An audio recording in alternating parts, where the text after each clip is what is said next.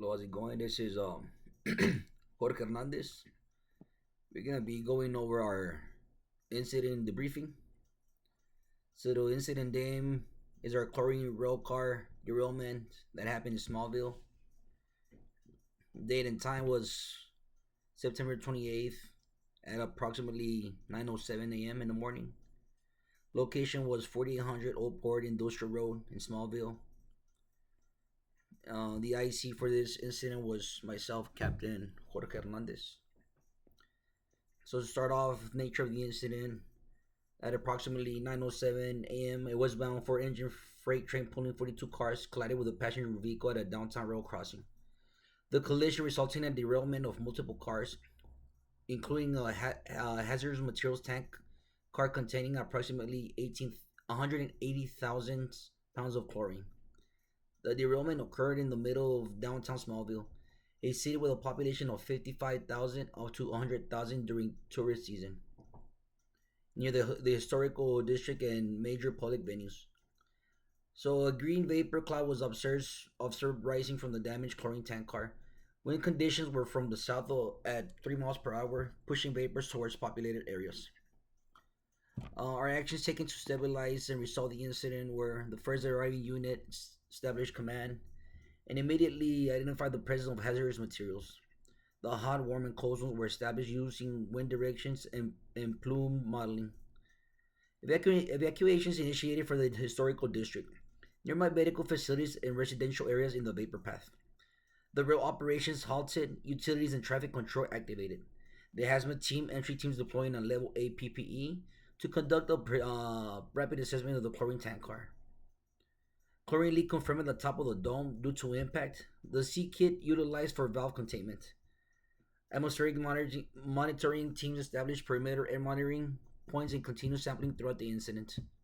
The Unified Command established with fire department, OEM, law enforcement, railroad representatives, and the public health. The public information system activated. Evacuation and shelter-in-place notification distributed throughout 911. Again, the hazmat that was involved was the chlorine. The container was a rail tank car. A quantity approximately about 180,000 pounds of chlorine. And your safety data sheets were obtained and reviewed with the hazmat group and railroad emergency team. Over here for the hazards and risks that were mitigated. Large-scale vapor release contained at the source using the C kit and leak control operations. The downwind exposure reduced throughout early evacuation and public notification. The ignition and traffic source eliminated around the impact sites.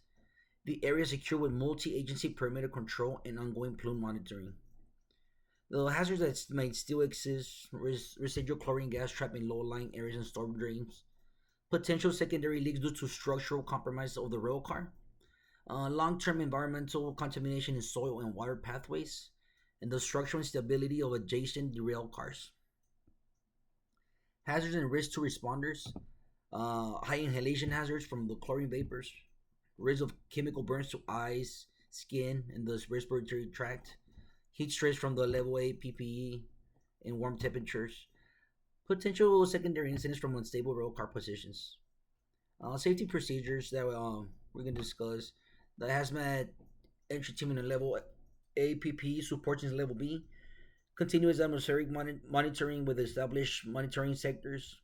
Part checks and personnel accountability maintained. The rehab and the EMS on standby in the cold zone. Decon corridor established for all entry personnel and equipment. The safety officer assigned to oversee any entry and zone integrity.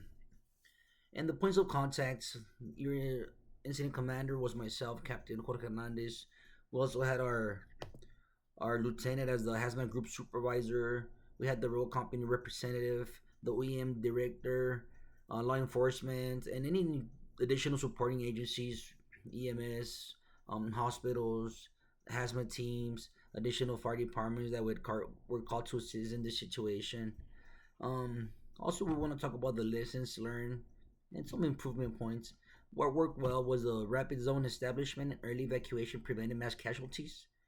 Unified command structure functioned effectively with clear communication channels. The lead control measures with rail company support were successful. real-time air monitoring guided public safety decisions. And areas of improvement that we can all discuss here was the additional chlorine-specific PPE and leak control equipment recommended for first due companies. Improved mass evacuation traffic control plan for downtown corridors. Increased fixed air monitoring and plume modeling capabilities for large-scale releases. And continue just joint training with other agencies, with your agency, just working together for better coordination, better communication. Now we're gonna go over now our incident critique. So for your incident data, again, dispatch, date 9/28 at 9:07 the incident happened approximately. Uh, uh, Train derailment. Train was carrying chlorine. The situation upon arrival. Upon arrival, a large green vapor cloud was visible, originating from a derailed chlorine tank car in the downtown rail corridor. Multiple rail cars were off the tracks, and several passenger vehicles were impacted as well. The chlorine vapors were drifting north due to a 3 miles per hour southern wind. Civilians were self evacuating from nearby businesses. The historical district and nearby medical facilities were within the projected plume path. The rail company personnel were already on scene and confirmed the tank contained approximately 180,000 pounds of chlorine. Command immediately declared a hazmat incident and initiated zone establishment and mass evacuation protocols. For the strategies for this incident, the primary strategy was life safety, incident stabilization, and environmental protection through a rapid evacuation, isolation of the hazard, and containment of the chlorine leak. Unified command was established with the railroad company and local OEM to manage both tactical operations and public protective measures.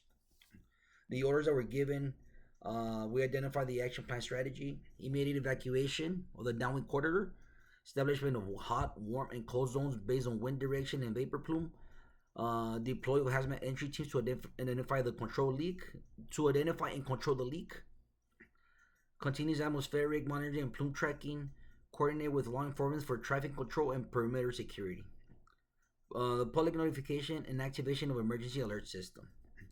Time to achieve initial zone establishment evacuation began within 12 minutes of arrival. Leak control operations were initiated within 50 minutes of dispatch. Full containment achieved approximately 3 hours after the incident.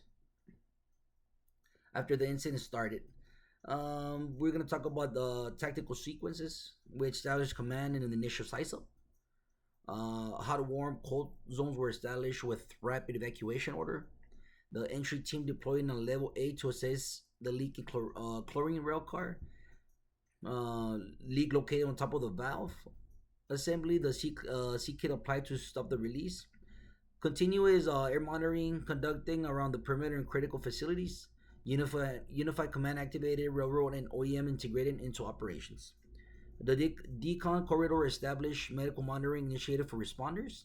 Public notification and traffic evacuation routes managed by law enforcement. Changes made to the action plan. We expanded the evacuation area after the plume model indicated greater offsite impact.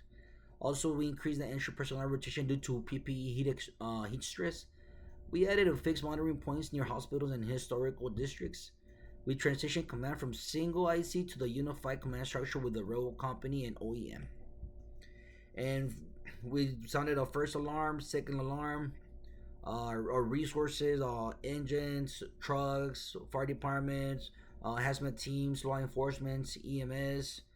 And these are just some of the problems that were encountered. Coordination, being a really large scale incidents, having different resources, different agencies coming from other places, and we don't have that usual of us working together. Staff support, um, some ineffective equipment, communication was also a big issue. Inadequate personnel, the safety is our main priority, and just large scale evacuation coordination. We're gonna describe now the account of problems that were checked. Initial coordination between local responders and emergency response teams was delayed due to different radio channels and command structures. The limited chlorine specific leak control equipment and entry team rotation due to high PP demand increased operations time. Traffic control for mass evacuation in the downtown corridor require additional law enforcement resources. Communications interoperability was a challenge.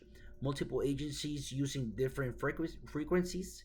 Heat stress and fatigue were observed in several entry personnel due to warm temperatures and extended times in level A suits. Recommendations that we can all discuss were expand multi-agencies communications plans for hazmat incidents involving rail infrastructure, acquire additional chlorine leaks, control kits, and PP to support multi-entry teams. Develop also a pre-planned evacuation routes and traffic control points for the downtown corridor. Increase joint training with railroad emergency response teams to enhance coordinations and ICS integration. This is a really a big one that we can all agree on. Working more together during incidents for the future. Also, pre-identify fixed air monitoring points for rapid deployment in future chemical release scenarios. And then string response rehab and rotation procedure during extended hazmat operations. And this critique is intended for operations review, training enhancements, and improvement of in interagency coordination during large scale hazardous materials incidents. Thank you for your time. You all have a wonderful and stay safe. Thank you.